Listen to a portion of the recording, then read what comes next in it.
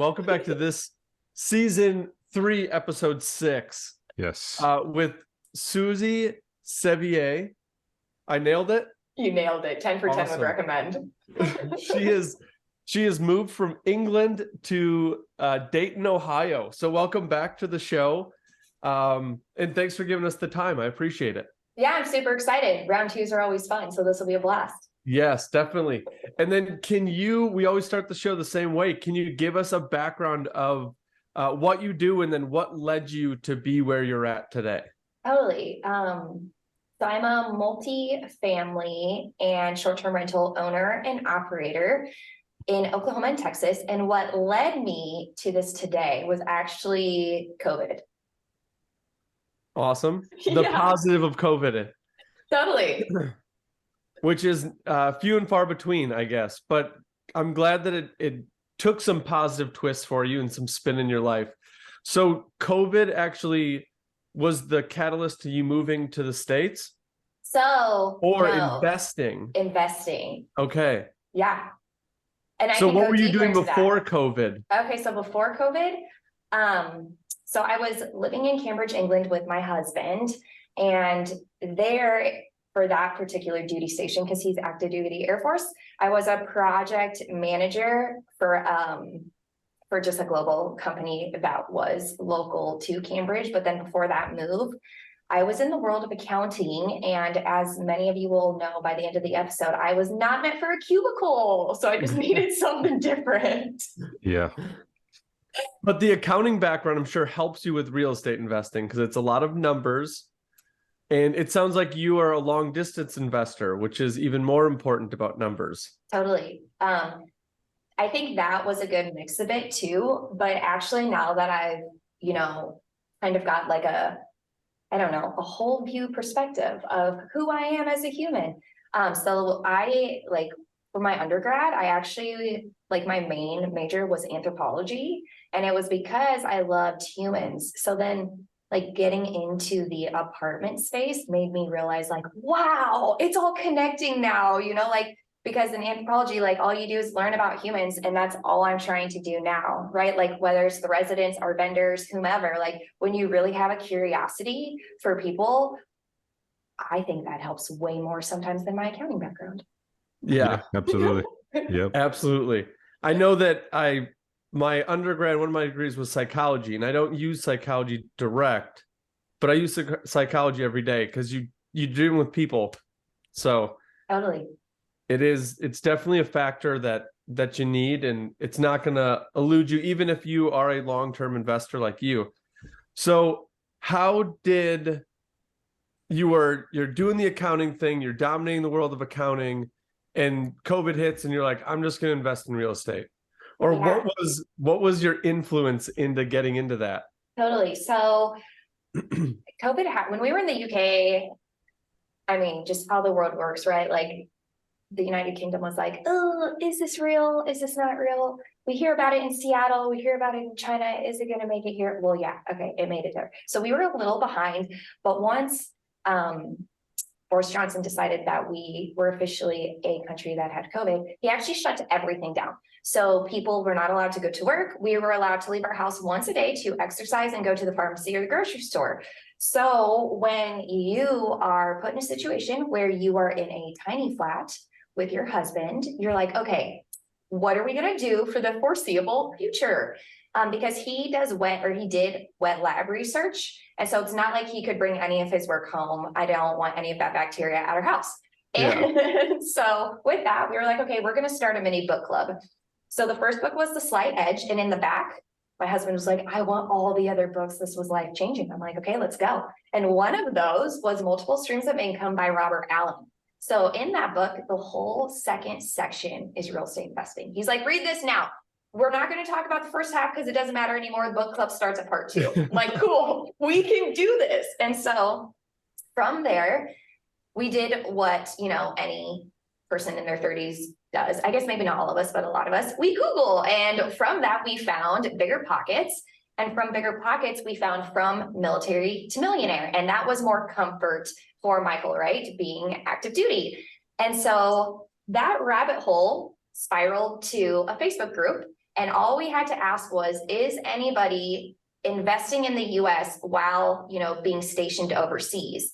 And one person said yes. And we were like, wow, we can make this work. And so we set up a call with him. We thought we were going to die that day. We were like, oh my gosh, like, can we do this? Are we worthy of this? What's going to happen right now? So after we had the call, we were like, oh, okay, we got this. And from that call, he was like, you should go to a conference this weekend. It's all military folks, or mostly military folks. You should give it a shot. And we were like, is this what we do? Like, do we already jump in? You know, we've only known about this for like a good 4 days. Do we give it a shot? And luckily, I found the conference and they were like, hey, you can win a free VIP ticket if you post on Facebook. And I did, and I won it. So I was like, it's meant to be. Yeah. It is meant to be. So like from there, and I will jump a little quicker, but from there, the VIP included breakouts with every single speaker. And that's like the biggest part of this story, is that we had a breakout with a multifamily operator, Whitney Sewell. Sorry if I said his last name incorrectly. And he was like, you don't need to start with single family. You can go straight into multifamily. And we're like, yep. You are crazy. So we thought that we were going to go like the BRRRR route. So buy, rehab, rent, refinance, repeat. In a town I grew up in Iowa. But an inland hurricane went through. And with this inland hurricane, instead of panicking, we just pivoted, because we weren't going to look for investments there anymore, because the city was really focusing on rebuilding the city. And so then Whitney's voice came back in our head and was like, hey, you can go straight into multifamily. And so then what we knew we were missing was a boots on the ground. So again, Facebook came into play, made a Facebook post talking about real estate investing. And one of Michael's old classmates from the Air Force Academy was like, hey, I'm in Oklahoma City and I'm not in the Air Force anymore. I'm a wholesaler and flipper, but I'd love to be in multifamily. We were like, bam, boots on the ground. So then we decided we wanted to invest in Tulsa.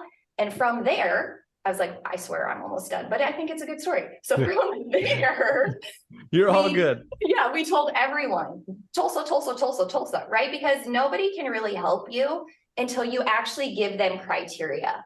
Yeah. And also being far away, we knew that we needed a property manager. So like that then dictated the size that we were going after. So once we started telling everyone that, someone was like, hey, you know, at first we were kind of spooked out by you guys living in Cambridge, but you've showed up to enough meetups and conferences virtually that I think I can introduce you to someone. You know, we don't think you're this weird red flag anymore. We're like, perfect. And then that's how we got introduced to our organic mentor.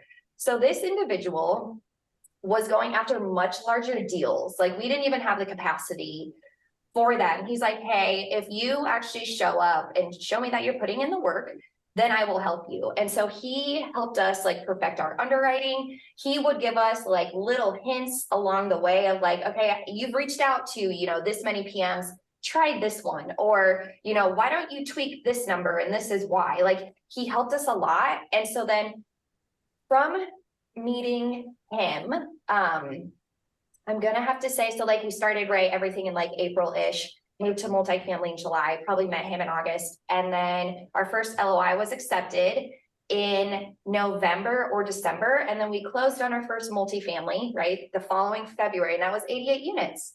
Wow. And then Congrats. That's the story. Congrats. And I know that the world, because the first thing that I jumped on was Bigger Pockets as well. When I was working with Dan, we were in outside sales and I was podcasting everywhere I drove. Yeah. And the same thing they kept saying is you don't have to start with single family. You can go up to a fourplex multifamily. It's the same things you're going to do. Obviously more capital is involved, but if you're doing maintenance on one unit, you have a whole building. All of your units are in one place, rather than driving to 5 different places. Mm-hmm. So like a lot of the things they said made sense, but still in the beginning, I was like, that's a big thing to bite off. Totally. And you have to juggle so many things at once, right? Like, so because we were the leads for it. So like, while we're creating these relationships with vendors, we also have to make a website, because or else anyone who wants to invest with us won't think we're credible. So while we're building this website, we have to create content. And then we have to have, you know, investor calls, because you have to have these calls before you even have a deal. And somehow you have to convince people that you can manage a deal, even though you've never had a deal. Yeah. So it's like this crazy tornado all at the same time. But then once you get your first deal, I swear everything is so much easier. Yeah, it's like a breath of fresh air once the first one is done. Yeah. And then everything seems a little less hectic, a little less scary, I'll say. Totally. From that one. Yeah. How did you find that first deal? I apologize if you said it in the little background. Yeah, I didn't say it, so that's okay. So it was through broker relationships. What we did was that we asked brokers to go to virtual coffee, and by that I would send them a gift card to the nearest coffee shop that was closest to their office, so that we like stood out. Because you know, when you only reach out to brokers when deals are hot, like that's the worst time to do it. Like you need to reach out to brokers all of the time. But what helped us was that our organic mentor gave us the credibility to that individual broker who brought the deal. Yeah. Okay. And did you find the broker on Bigger Pockets as well, or was he off the platform? Okay. No, I just did like brokers. Yeah, which was super cool. And I was going to comment on that. Going from the accounting world, having no connections into real estate, you Googled which research would be free. The only thing that I guess in your whole startup that costed money would be a travel to that convention, and then maybe, well, the tickets were free. That was virtual. So everything was virtual. So all of your learning was free. Yeah. Which is amazing, because a lot of people's barrier to entry is like, I don't have the money. But like, you don't need the money to analyze deals and get all the education. No. That's just motivation. Like, do you want to do it? Yeah, because like every day, right? Like we saw Florida freak out, we saw Texas freak out. I mean, actually New York and California, really, it depends who the person was. They all freaked out, like on every spectrum. So we were like, okay, we have no clue how the US is going to react to everyone having to stay home. So we have to act like every day is our last day of being virtual. So like we went to meetups at 1 a.m. We would stay up for conferences, you know, until midnight, just so that we could see the final speaker. Because, well, one, we're not humans who watch the recordings. I really tried to be that person, and I was like, no. So like being there made it much easier, but that meant like staying up and putting in horrendous hours for a really long time. Yep. And that's the first thing that Bigger Pockets puts in their intro, is like, if you're looking for something easy, this is not it. Mm-hmm. It's hard work. It's weird hours. Mm-hmm. So you just have to embrace that. And it sounds like you did it. So yeah. I mean, it was like no choice, right? Especially, well, that's how we thought of it. Like it was no choice. If we wanted to put me into the position where, like, because as a military spouse, you know, getting a new job every time you move is actually not super exciting. Yeah. For a variety of reasons. So that was one. But then the second one was, it's like, okay, well, I don't want Michael to stay in the military after 20 years. And he'll technically, by the time he can retire, be in for 24. It's still like a substantial amount of time. So like, how can we get him out of that? And so those two factors were enough drive for us to, like, I don't know, high five each other at like midnight and be like, we can do this, more coffee. Keep the caffeine flowing. Totally. Can we go over numbers of that first multifamily? And they don't be specific numbers by any means, but like how did you, like, okay, so you reach out to the broker, he says, hey, I've got this multifamily. It's how many doors was it? 88 doors. Yeah. And you, after you get your breath back of like, okay, this is an insane amount of doors for my first deal, you sit down, you go over numbers. So where did you guys look for capital? So you don't need to give institutional names. Just is it funded? Was it cash? Like that kind of thing. It was a syndication. So we just brought people on. So awesome. Our boots on the ground, he helped bring some capital. We brought on another partner who helps with asset management. He brought some capital. So like there's two capital I won't speak on because I'm not actually 100% sure. I mean, I could like look back through the PPM and they'd say like, oh, we met in college, but ours were pretty much all people we had met virtually, because investors also need to invest in deals, right? I mean, or at least they should. Well, that's a whole nother topic I could talk about for like 4 hours, but yeah. So it was all people that we had met because my friends and family were like, Suzy, I remember you in college. I'm not there yet. And I was like, "Ugh, okay, we'll get there eventually." And with Michael, same thing. Michael, I remember you in college. We're not there yet. I mean, some of Michael's friends from the military did, but they were actually all brand new investors. So we were excited. Like the whole deal was 4.375 million, and we brought in about like $1.7 million for the three of us. And it was all our first time raising. So that was cool. Yeah, that's awesome. And syndications are all like, they're very, very common. So that's super cool that you were able to jump into that right away. Because I think people get scared of like, well, I don't have any money. It's like, but like what you said is investors want to place money and they're looking for people that want to do either the other legs, either they're the manpower, the boots on the ground, like you're saying. Yeah. And even to add to that, right? Because people have also said that to me, like, oh, I don't have any money. Like, you must have had money. And I'm like, oh, this is fun. Yep. Because we had to, you know, because like at the beginning you pay like SEC attorney fees in general, the application fee for the loan. There's a lot of stuff. And no, a lot of that went on a credit card. And, you know, you just have to hope for the best. Mm-hmm. And put in the work. I was like, there's a mix of, you know, both things that work. Yeah. Yeah, but there is. I mean, when I started, it was like bare minimum on the personal side, and all of my money was going into properties. And it was stressful, and it wasn't the glamorous life, but it makes ends meet. Yeah. So there's some concessions, but it all works out. Totally. And so after your first deal, has that now rolled into multiple other deals with those investors as well? Like now that you built up those relationships? Totally. So we had this 88 unit in February of 21. Then we had 100 unit in July of 21. Then we had our short-term rental portfolio in there. That was 8 in, I think, like August. Then 191 units in October. Wow. And then I was like, I swear I don't have them anymore. Then right, fast forward, then July 2022, and then now we have 2 more projects under contract, and that July one was 106. Wow, that's awesome. So it's fun. It's all in that same area, or have you now diversified into like wherever in the US? I'm #1 for Oklahoma. So that's awesome. Most of them are in Tulsa, the Tulsa MSA, and then we have 2 in like that 191 is a portfolio of 2. That's in Oklahoma City, but once we sell that, we will just stay in Tulsa because it just, you know, actually, this is like a good thing to talk about right now. I hope.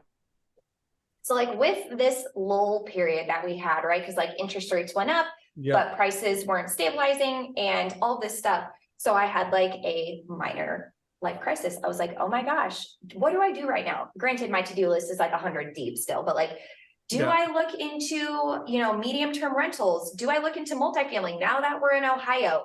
Like, do you start over a whole new business? And then like, I don't know what it was because I don't even have that much quiet time, even though I like crave it. I was like, why?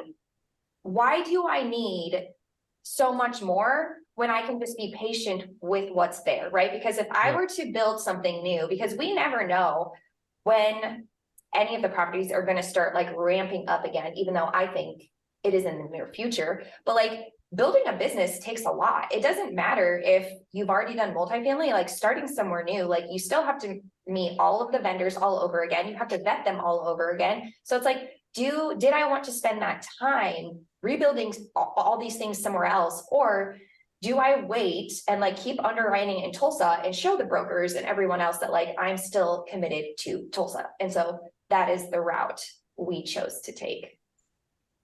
Awesome. Interesting. It's a nice area. And is Tulsa more, obviously you looked at the numbers of the actual like homes and residents there. Yeah. Is that like a big touristy or transit area? So, that's a great question. So the Kaiser family of the Kaiser Foundation lives in Tulsa. So because of that that family has put in a ton of money. So they like created, I guess this park, I don't know how big it is, but it's called the Gathering Place, and it's meant for families. It's meant for kids. Like, it is a massive park. Now I want to find it because it does, so it's 66.5 acres, which is pretty large, but like they have stuff for all ages. And they even have like basketball courts, a skate park, and everything. So they really hit the ages of all kids, which draws in family. They also did a program called Tulsa Remote, and they maxed out on applications. So Tulsa Remote was that if you move to Tulsa, we will give you a $10,000 stipend if you work remotely. Like, that blew up. So a lot of people moved there for that. And now I did not hear about that. That's cool. Yeah, which is fine, because then less people look at Tulsa. But like, there's just a variety of I guess choices. Like, for example, for employers is what I meant, choices for employers. So the largest inland port in the whole United States of America is 15 minutes out of Tulsa. So it's the only inland waterway that can make it all the way to China. That in itself, like, creates so much jobs, creates so many, goods, resources, helps the economy. Like, I'm just massively blown away. I was like, I could keep going. So Google's second largest data center, I was like, I can do this, is also in the Tulsa MSA. So like, when you see companies like that coming in, it's because, one, they know the economy is thriving or is growing, and two, because the cost of business is cheap. So when the cost of business is cheap, usually the cost of living is cheap, and we're seeing people move in from everywhere. Now, granted, it's still not on people's radar, right? Because it's Oklahoma, but I'm here all day to invest. And we won't push people to Tulsa. We'll keep it for you. Good choice. Thank you. But that's super cool that you found that area, because you'll find those hotbed areas that the real estate is just going crazy.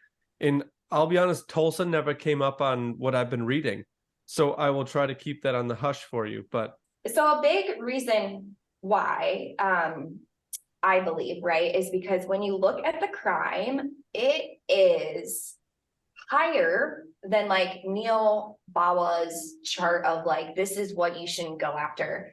The thing is that like any city, actually, there are sub pockets, right, of like bad crime or bad neighborhoods, but that's everywhere. And most of us just choose not to invest in those certain pockets, And so like, obviously, to everyone, like, to each their own, but I kind of looked deeper into Tulsa instead of just looking at it, like, from that lens and being like, oh, I can't. Because like, when I drove around there, because like I've spent a lot of time there now, like, you can see a huge divide between North Tulsa and South Tulsa. But the thing is that like, in some of those pockets, there are great like dispositions where like you can find properties, that need a complete remodel, and people go after those. So it all just depends, right? Like, once you decide you are 100, what your criteria is, that is really what should dictate it all. Yeah, absolutely. And it sounds like you were narrowed down in your criteria. Yeah. And did you base your criteria from what you learned at the forums or the conferences or the forums on Bigger Pockets, or did your syndication partners come in with some background? Because you said they were first time as well. So was it the accounting background? Like, how did you formulate your numbers, get everybody on the same page? Like, hey, we're going to go after this property with this NOI. Like, how did you guys cipher through all of the numbers to figure out like, all right, this is what we're going for? Yeah, that's a great question. So I think it actually started once we chose our property manager, because right, like, you choose where you're going to invest, and then you kind of look at the submarkets to figure out like what works and what doesn't work. But like, we see our property manager as like literally a huge part of our team. So if she doesn't want to manage a property, then we just pass on it, right? So there's a couple of reasons to go into that. The first one is that if the property manager is stressed out, like to that extreme or, you know, isn't comfortable, that goes on to the owners because we have weekly calls with them. And like, she's like, if it goes on to the owners, then it goes on to me. So like, why put myself in that position? And she's also said like, I can pick and choose, or I want to pick and choose because of that. So like, she doesn't have to say yes to everything. But we also knew we needed somebody on site 9 to 5. So we had to find a property that supported a manager being there from 9 to 5. So that's kind of how we were able to choose like, okay, 88 units is kind of like the lowest we want to go. And then you can kind of go to like 150 with like one manager, and then 150, you know, to like 250, maybe 2 managers or leasing agent, whatever that may be. But that was actually the first component of we need her. But then from there, like the price just kind of went along with it, right? So like we knew we needed to stay lower around 100 because we knew that we had to somehow figure out how to raise 1.7 or $2.5 million.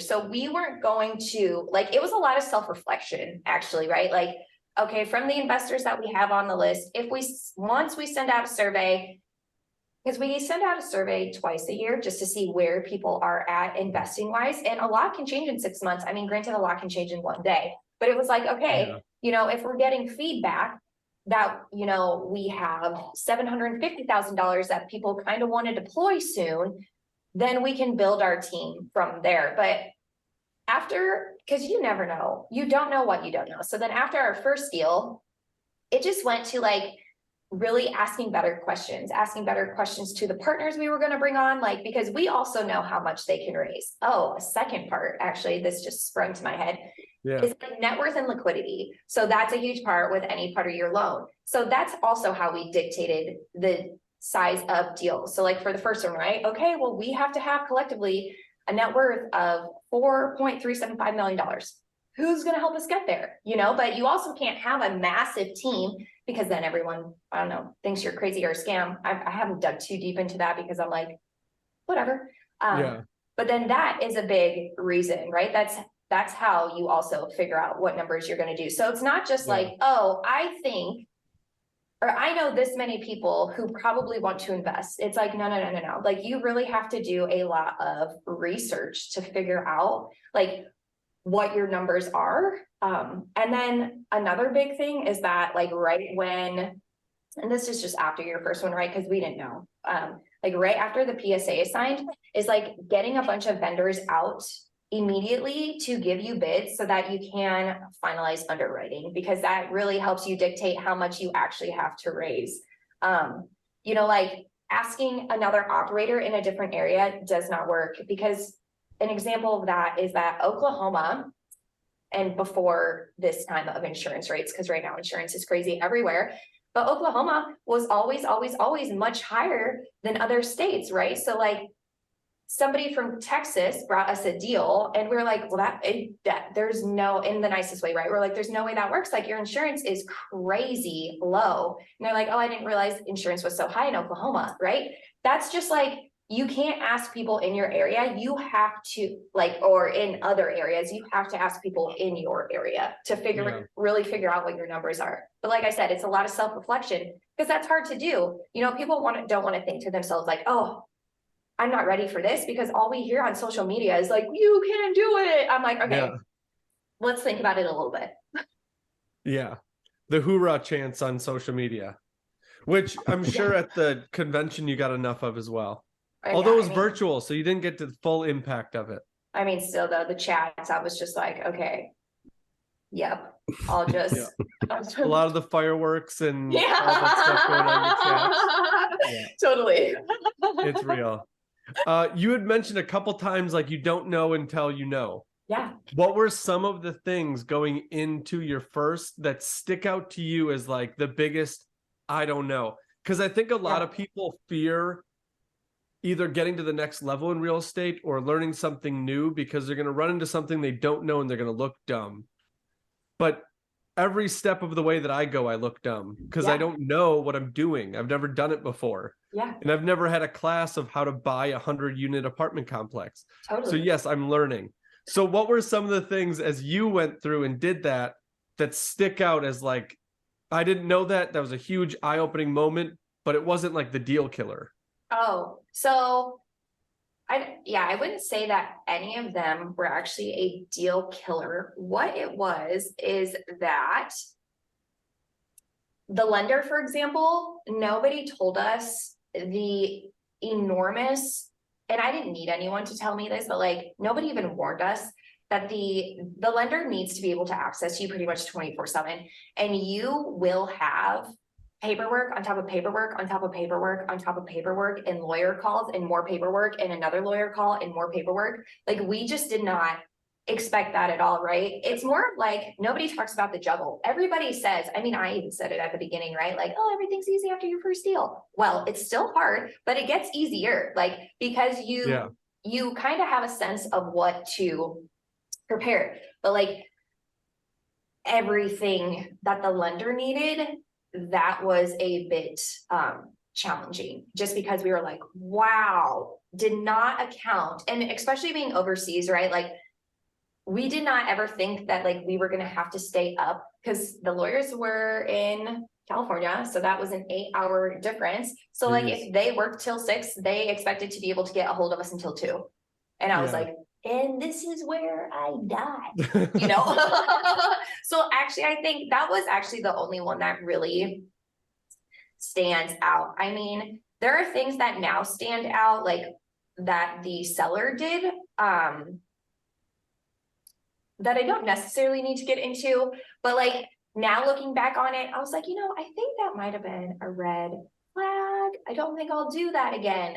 But nobody talks about like all the juicy stuff. But so what we did afterwards is that we actually went through all like 800 million emails, and we made like a 215 point checklist of like, okay, this is what we need to do for the next deal. And you're just refining your process, right? Like, what works, what doesn't, what to avoid, or what you don't have to focus on. Yeah, totally.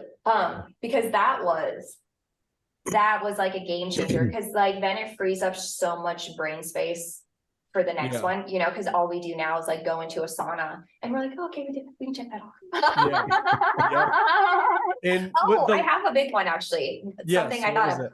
So the day of closing, the lawyer's associate sent us paperwork that we had to go get notarized and then send back overnight. What none of us failed to notice is that she sent, or he, because I don't remember, and I kind of feel bad that I said she at first, but there was only one tracking like code.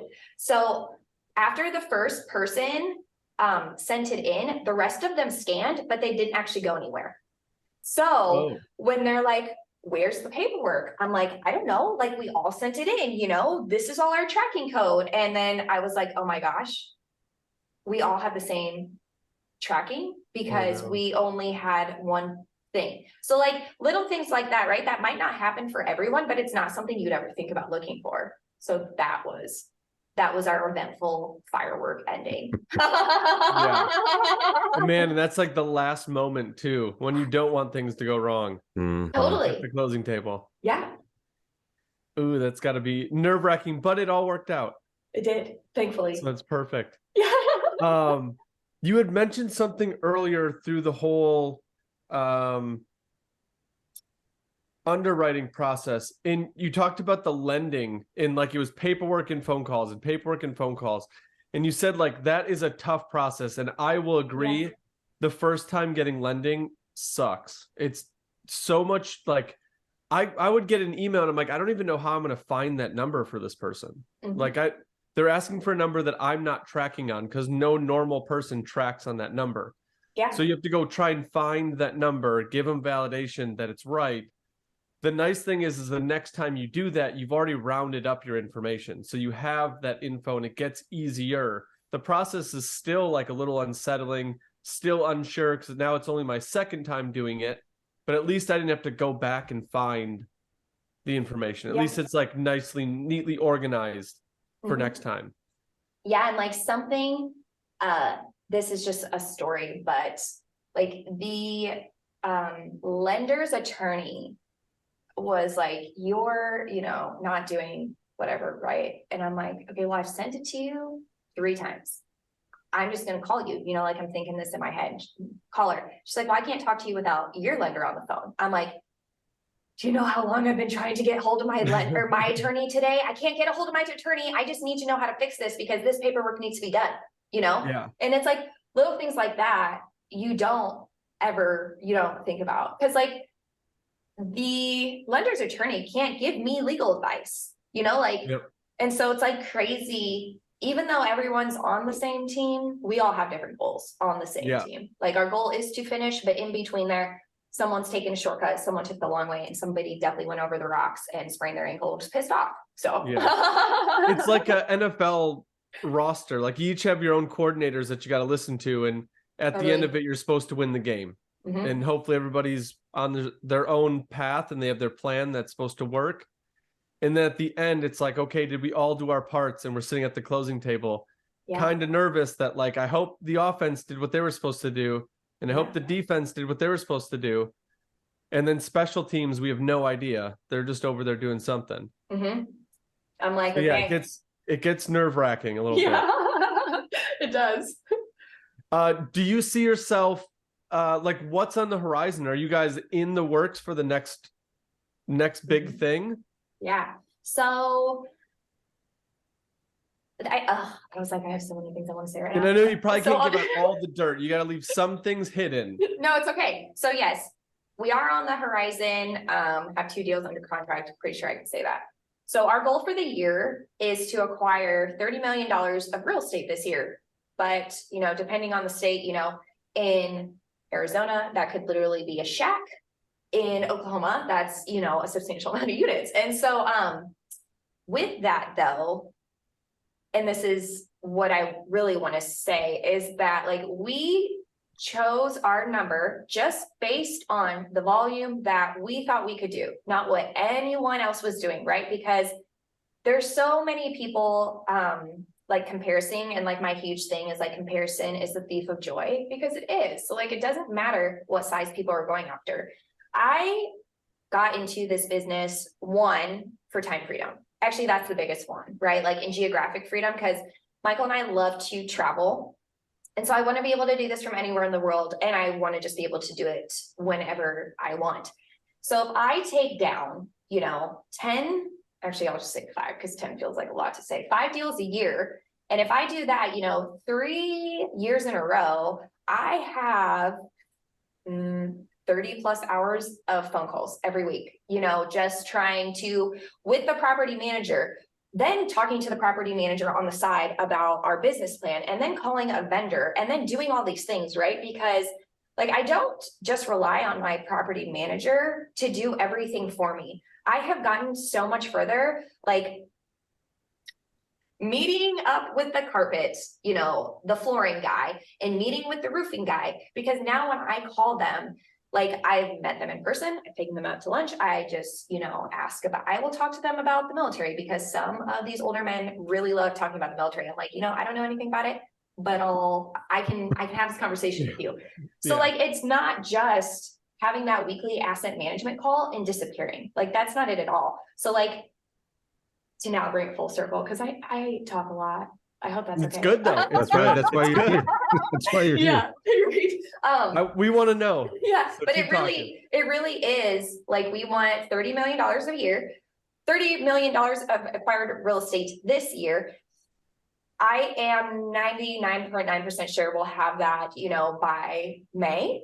But that does not mean that like from May to December, I'm going to go buck wild, right? Like, oh, okay, you know, I'm pretty much to my goal, but now what do I do? Because I still have to asset manage and stabilize a property, 2 properties now for 6 months. So if more deals come, that is great. I will look at them, but I'm not going to like grab everything in my sphere just because it's there. Like, the property really has to make sense, because one, acquiring a property is a lot of work.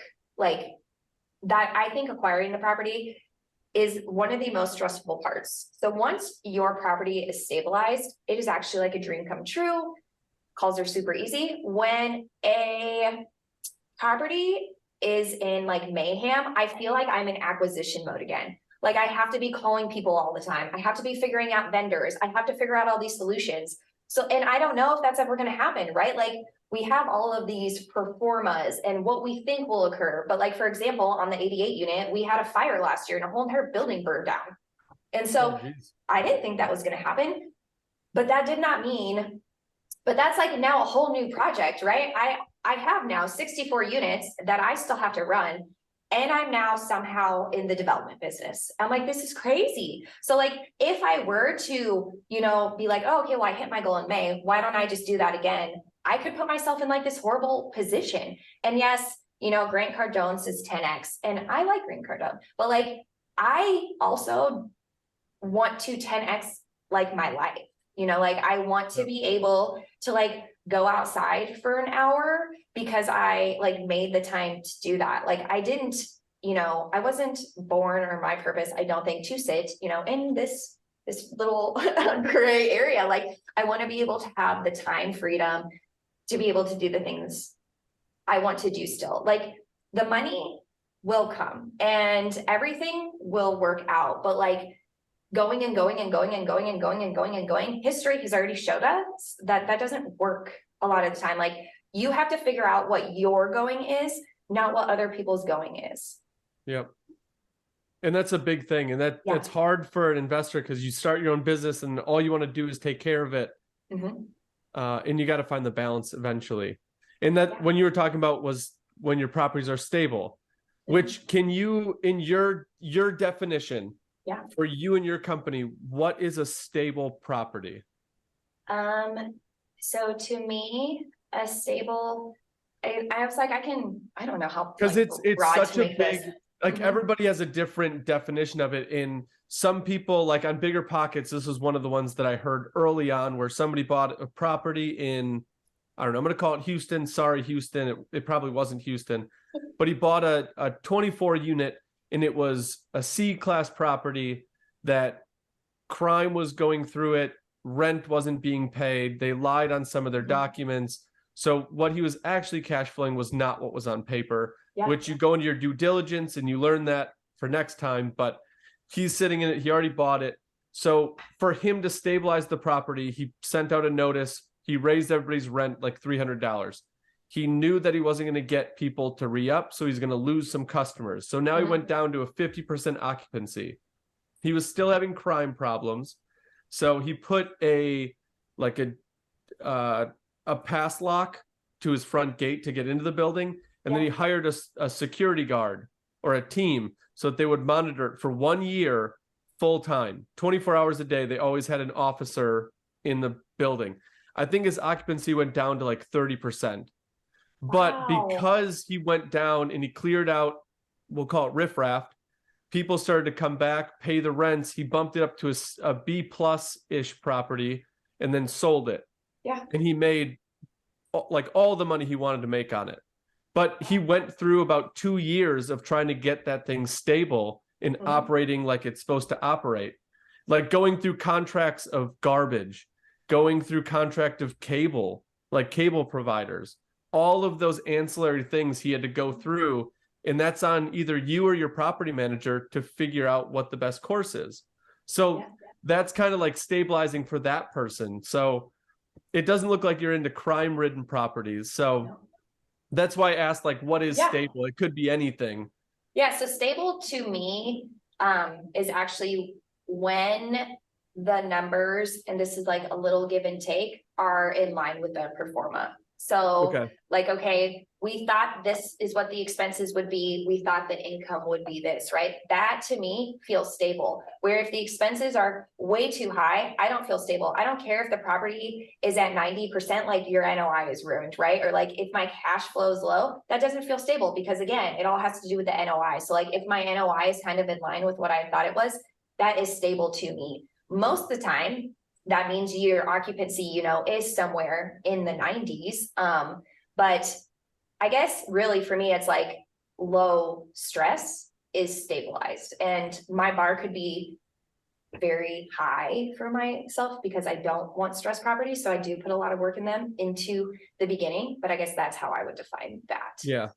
And that's a good way to look at it because your tenants don't want stressful either. No. Like they just want to be able to have their space and go home and relax. Yeah, because when your expenses are higher than you anticipate, and your cash flow is lower than you anticipate, you can't do that deferred maintenance that you really need so that your residents feel like it's a home they can go home to. So that's like a big thing we work on. Like our whole thing is we focus on a different ROI, return on impact, because we want the residents to feel like they actually want to come home. So like I've only ever rented, I've never owned a home. So like I know that feeling. Like I don't want to have work orders out for months and months and months, because that's not fair, you know, but that can happen when your expenses are too high and your cash flow is too low.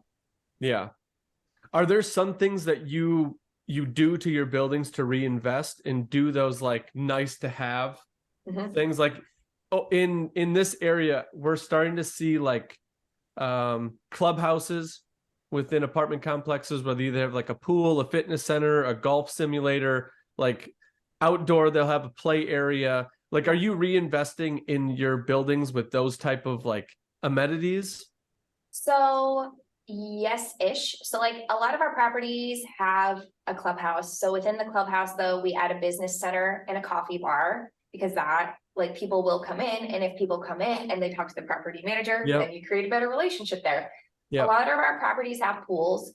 All of our properties have a playground. I feel like that's a non-negotiable, like, because I know at least one person has a child. We also add dog waste stations everywhere. We have an excessive amount because I actually don't like picking up poop, and I've done it before and I'm like, stop. But a big thing we do is in-unit washer and dryer. So we install the connections and we install the actual washer and dryer. Nice. That has been huge. And then when it comes time in for each renewal, unit, you're saying? So not in all of them, just because when we go to sell, we want the next person to have like meat on the bone, but we do it in a lot of them. Okay.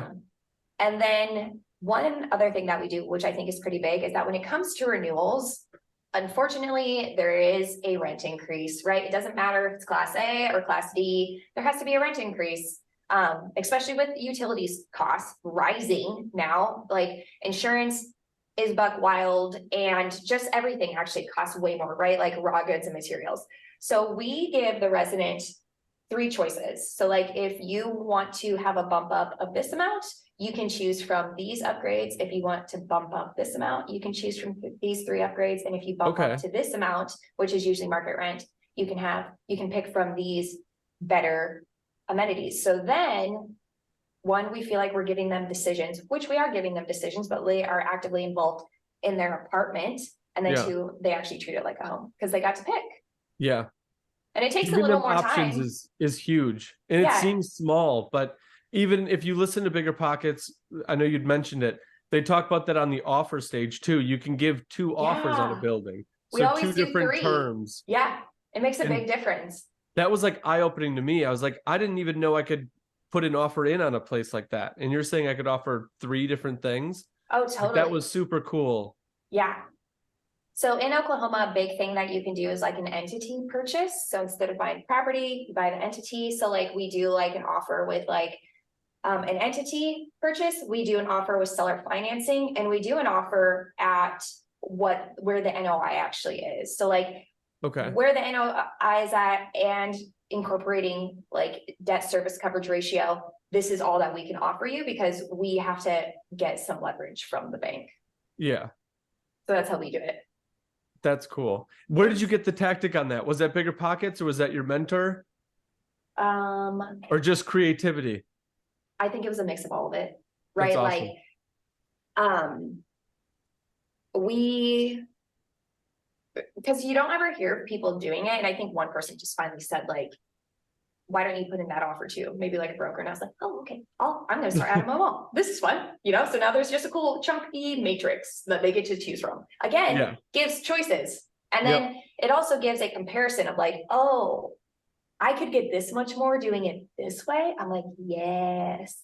And it doesn't scare them off, right? Because like, if I were to just straight up do seller financing and they've never done seller financing before, they'll probably be like, ooh, scary. But like when they see the other options, they're like, wait, maybe I'll learn a little bit more about that. Yeah. And that's cool. Yeah. It's not as threatening because they know they have a plan B. So they'll ask you about plan A, knowing that they have a fallback of what is comfortable for them. Totally. I guess. Yeah. So that's a good way to look at it.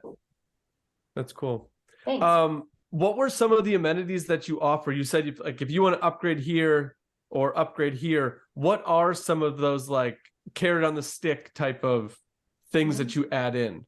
Yeah. So a big thing is like ceiling fans. So right now there's like just lights. Oh, yeah. We can add ceiling fans. Another one is like a different, like you can choose a different appliance package. We did, if you wanted it to be painted a different color, you know, like really just trying to incorporate them any which way. Yeah. Like, oh, you want your tub resurfaced, like say you hate your tub, or you know, you want it a different way, you hate your cabinets, you can have new cabinets. I don't care. Like, cause if you stay and you don't trash your apartment because I gave you new cabinets, that is way cheaper, because I have now done a couple of like unit turns and people destroy it. That's all. I was like, it's no amazing words. how I walk in, I'm like, how did you do all of this in a year? Totally. It's impressive. Yeah. I totally agree. Yep. No, that's super cool. I haven't thought about the whole adding amenities on the re-up. I didn't really think of that concept. I might steal that from you. No, that's totally fine. Please. I want everyone to steal it because it creates less turnover, and less turnover. I was like, I could keep going. Less turnover means less waste, and less waste is better for the world. Yep. Yeah. And I'm all about trying to keep, I know it's a rental, but I want you to feel like this is your home, and I want you to treat it like it's your home. So there's some things you're going to have to do. And I know I get flack on this too, but I always tell people like, it comes down to like, if you want to paint a wall to make your room like feel the way you want to feel, do it. But it comes with a but. You're not the owner of it. So if you paint it neon green, you just have to understand you either have to paint it back or you're gonna have to pay to paint it back. So like you could do it. I'm not gonna say no. Or you can mount your TV. But like just know if you hit an electrical wire or you damage the drywall, like this is all on you. Yeah. Something and you gotta understand it's on you. Totally. Something cool that our apartment like does here is that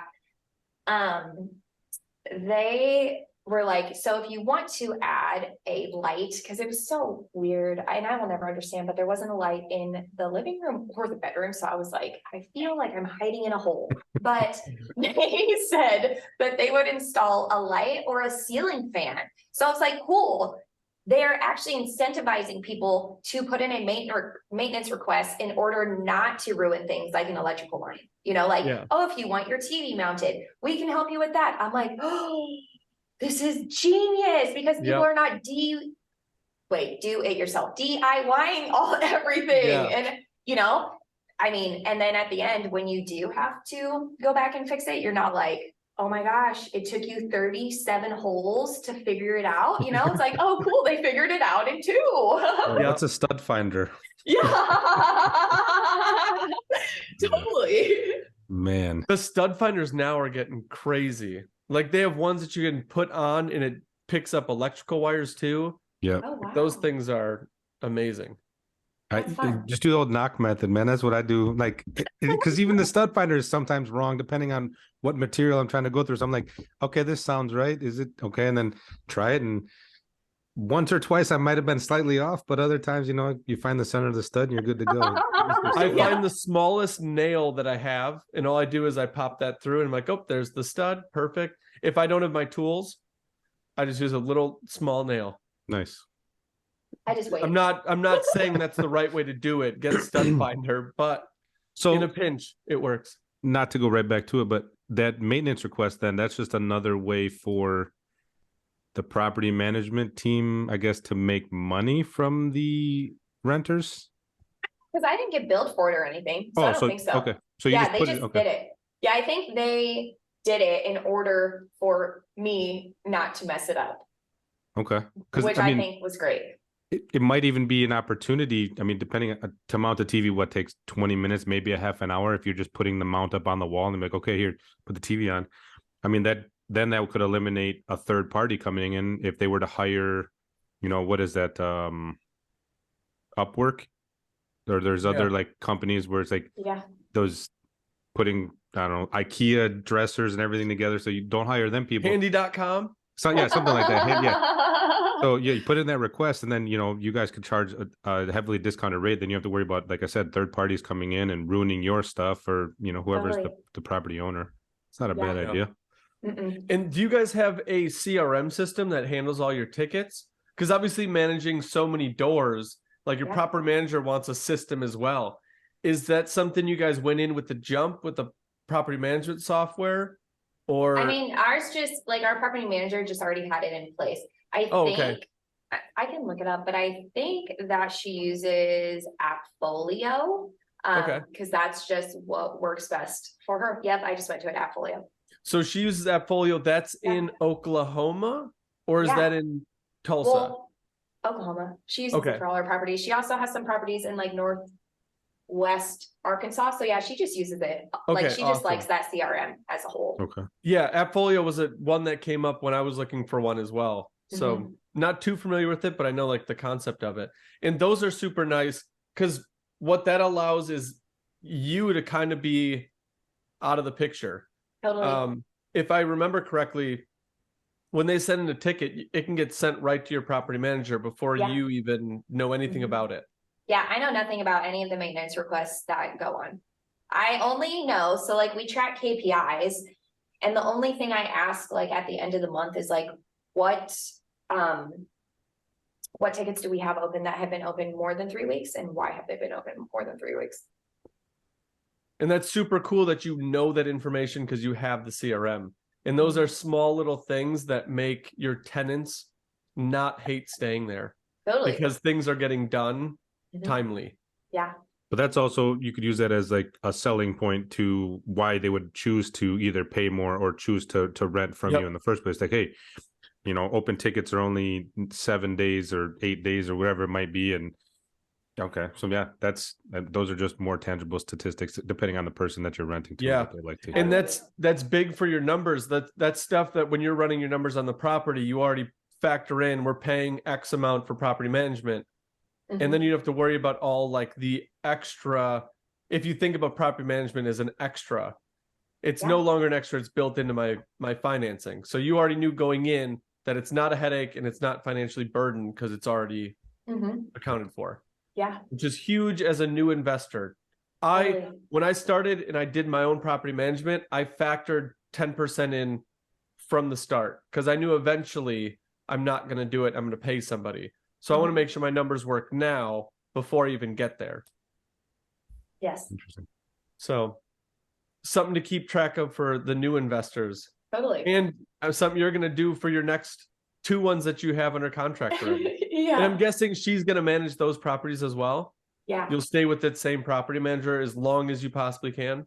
Oh yeah, she gives the green light. So if she says no, I won't put an LOI down because I'm not going to go hunt a new property manager when I know that I can trust Amy and her team. There's no reason. Like if she said no, there's for a reason. So why would I go and just try to make it work somewhere else? Yeah, exactly. Because some property managers will be like, oh yeah, we can achieve these rents. Cool, you can achieve those rents. But like your story, Marcus, are we gonna have to get it down to 30% occupancy? Because I know the break-even point and the sensitivity analysis did not show 30% occupancy because nobody wants that. Yep. Yeah. And that guy was not having fun through all of it. It was a definite struggle, but it was worth it at the end. Good. So, but yeah, that comes into doing the due diligence. So that's totally cool. Well, we have hit an hour and I don't want to keep you any longer because it's bright and sunny outside. We're going into 11 degrees here. Oh. So we're loving it. That's fun. Yeah, it's great. I wish the best for you today. You enjoy your warm weather. Well, Ohio's probably a little cold, but all of your investments are enjoying the warm weather. So it's 34 right now, but yesterday it was 71. So that was wonderful. Wow. Yeah. What a change. I know. I got to open the door. I was like, oh, this is luxurious. I was talking to my buddy who lives in San Diego and he was walking his dog last night, 9:00 my time. And he's like, yeah, I think it's like 60 degrees. That's so cool. You suck. Like -5 right now where I'm at. That's funny. Yeah. Well, I appreciate the time. Thank you so much. Yeah. And if someone wants to get a hold of you, what's the best way to contact you? Because we'll put that in the show notes so that they can reach out. Totally. So If you go to my website, it's adventurousrei.com/info. And there you can pick, you know, your favorite flavor. So if you like LinkedIn, you can find me there. If you like Instagram or Facebook, you can find me there. But if you are like a new operator and you're wanting to go into multifamily, like reach out and I'd be happy to send you like the checklist that we put together. Oh, that's an awesome with that information. offer. Very Yeah. cool. And actually I can send that to you all too, because it's adventurousrei.com/checklist. So I can send you that. Okay. Yeah. We'll put that in the show notes for people that want to log on and go. Cool. Yeah. That'd be awesome. Well, I appreciate the time. Thank you so much. Enjoy your weekend and stay warm. Thank you. It was a pleasure. See ya. Bye.